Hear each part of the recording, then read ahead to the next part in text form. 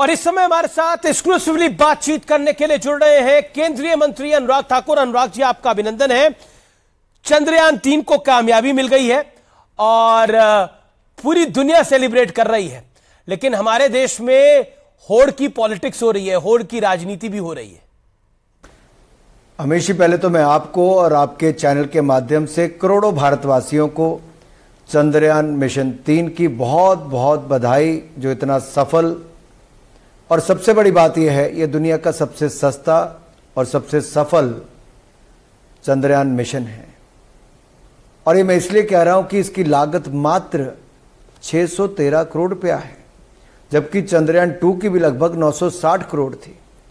और अगर बाकी देशों की देखेंगे, अमेरिका, रशिया, चाइना की, तो इससे कई गुना ज्यादा है। तो पहली बात तो ये कि सफल भी और सस्ता भी। और दूसरा, प्रधानमंत्री मोदी जी की सरकार आने के बाद अगर आप तुलना करेंगे पूर्व की यूपीए सरकार से, तो उस समय 1.2 मिशन साल के होते थे, आज 5.7 मिशन स्पेस सेक्टर में हम लोग कर रहे हैं। ये इसरो कर रही है, ये 4 गुना से ज्यादा बढ़ा है। अगला, हमने 3300 करोड़ अब तक अपने स्पेस सेक्टर को ओपन करने से कमाए, जिसकी 90% कमाई ये मोदी जी की सरकार के 9 सालों के अंतर्गत हुई, स्पेस सेक्टर में हुई है। यही नहीं, पहले मंगलयान बहुत सफल हुआ, अब चंद्रयान बहुत सफल हुआ। 104 सैटेलाइट्स को एक ही गो में छोड़ने का काम भी भारत ने किया। तो वहीं पर देश के सैकड़ों युवाओं को वैज्ञानिक बनने का अवसर भी दिया। श्रीहरिकोटा के जहां द्वार बंद रहते थे बाकी लोगों के लिए, आज स्टार्टअप्स के लिए भी खोलने का कार्य हुआ है। ये कब हुआ? ये पिछले 9 वर्षों में हुआ, जब नरेंद्र मोदी जी की सरकार आई। और कोविड के समय जब दुनिया लॉकडाउन में थी, तब हमने स्पेस सेक्टर को भी खोला ताकि प्राइवेट सेक्टर इसमें आगे बढ़ पाए। और उसके नए एक के बाद दूसरी सफलता आप देश के सामने देख रहे हैं। ये सारी बातें मैं इसलिए सामने रख रहा हूं कि कोई भी होड़ में लगा रहे। आंकड़े बताते हैं कि सफलता अगर स्पेस सेक्टर में कभी मिली है, तो नरेंद्र मोदी जी का विश्वास जो भारत के वैज्ञानिकों के ऊपर था, उनको ही उन्होंने सफलता दिलाई है। और 2012 में जब चंद्रयान 2 को होना था, तो तब की मनमोहन सिंह जी की सरकार ने क्यों नहीं किया? क्यों राहुल गांधी जी, सोनिया गांधी जी उस समय नहीं कर पाए? ये मैं सारी बातें इसलिए कह रहा हूं कि ये विलंब करते रहे। इनकी प्रायोरिटी कुछ और थी, हमारी प्रायोरिटी देश की उपलब्धियां और देश का स्पेस सेक्टर है। आपने बहुत इंटरेस्टिंग बात बताई कि ये बहुत कम बजट में गया है। मैं व्यूअर्स के लिए बता देता हूं कि बॉलीवुड की आदि पुरुष जितने पैसे में बनी है, उससे भी कम में बना है। हॉलीवुड की जो कई फिल्में बनती है, उससे भी कम पैसों में बना है चंद्रयान। लेकिन क्योंकि चंद्रयान 3 की सफल लॉन्चिंग हुई है और ये बहुत बड़ा कदम है भारत के लिए, पूरी दुनिया के लिए। लेकिन महत्वपूर्ण बात यह है कि इस दौर में कांग्रेस इसको पंडित नेहरू, इंदिरा गांधी, उन सबके साथ जोड़ रही है। क्या आपको लगता है कि कहीं ना कहीं अभी तो हमारे चांद पे कदम भी नहीं पड़े थे और पॉलिटिक्स शुरू हो गई यहां पर? देखिए, कोई कुछ भी कहता रहे, देश के लोग बहुत समझदार हैं जी।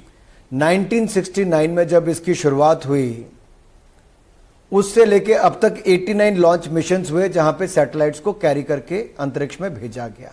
89, और इनमें से 47 जो है, 47, वो पिछले 9 वर्षों में नरेंद्र मोदी जी की सरकार के समय हुआ। तो देश समझ सकता है कि कब किसने कितना काम किया है। और प्राइवेट सेक्टर को तो इन्होंने कभी अवसर ही नहीं दिया, हमने अवसर दिया है। दूसरा, 2013-14 में 5612 करोड़ रुपया बजट था यूपीए की सरकार में, जहां से बढ़ाकर हमने 12544 करोड़ रुपया कर दिया है। ये लगभग 2.5 गुना ज्यादा है।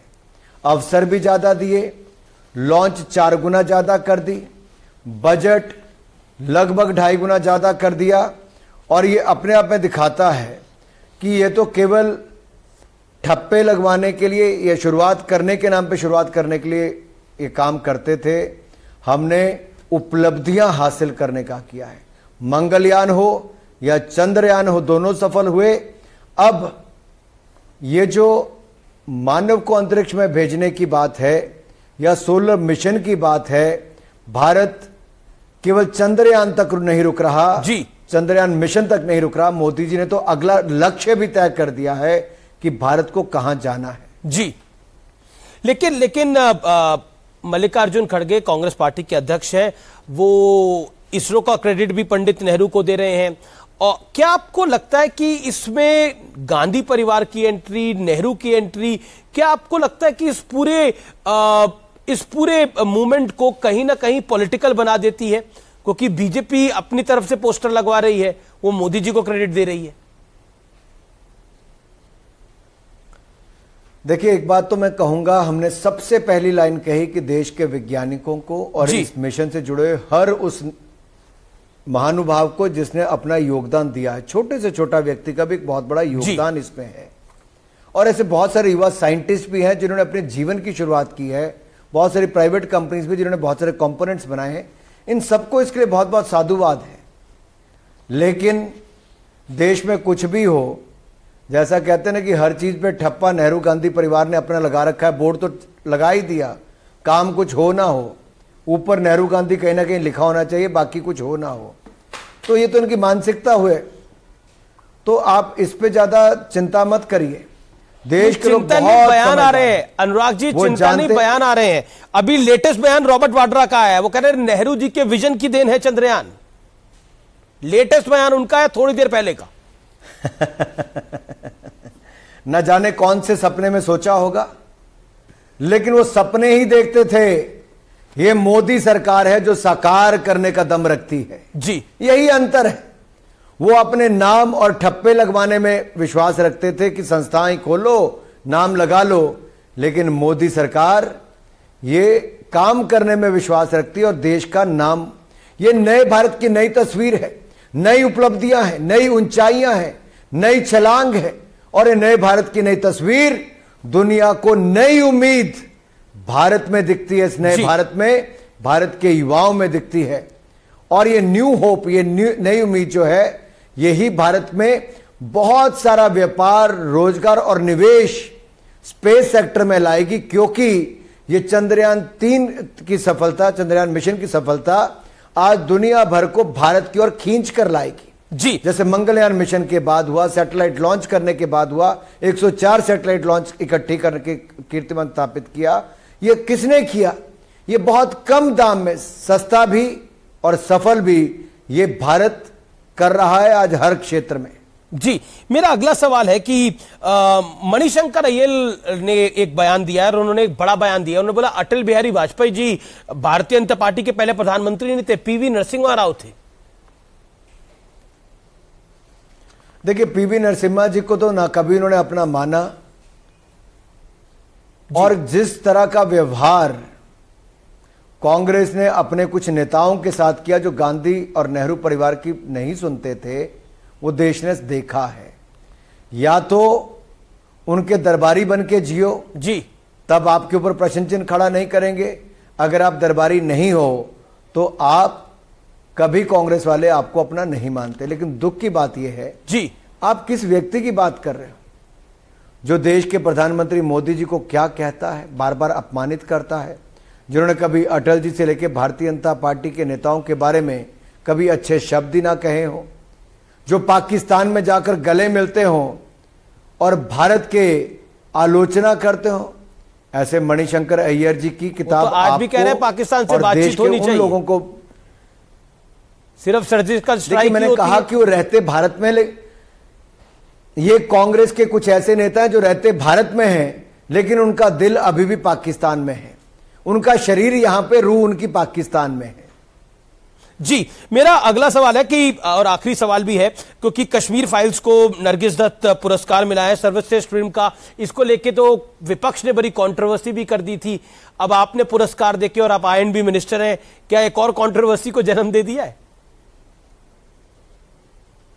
देखिए, मैं इतना कहूंगा, सिनेमा जगत में भारत ने बहुत शानदार काम किया है।